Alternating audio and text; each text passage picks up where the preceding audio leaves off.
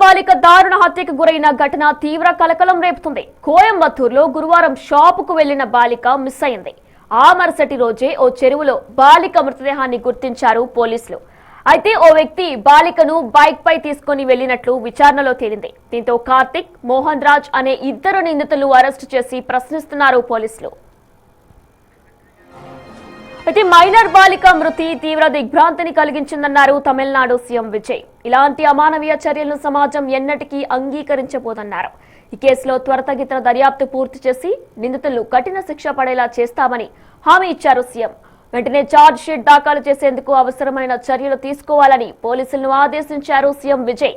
మహిళలు, పిల్లలపై ఇలాంటి ఘోరమైన చర్యలకు పాల్పడే వారికి చట్ట ప్రకారం కఠిన శిక్షలు పడేలా తమిళనాడు ప్రభుత్వం వ్యవహరిస్తుందని స్పష్టం చేశారు ఆయన. ఇక విజయ్ ప్రభుత్వంపై తీవ్ర విమర్శలు గుప్పించింది డీఎంకే. కొత్త ప్రభుత్వం అధికారంలోకి వచ్చిన 12 రోజుల్లోనే రాష్ట్రంలో నేరాలు గ్రాఫ్ పెరిగిందని ఆరోపించింది. ఈ ఘటన రాష్ట్రంలోని శాంతి భద్రతలపై తీవ్ర సందేహాలు రేకెత్తిస్తుందని ఉదయనిధి స్టాలిన్ అన్నారు.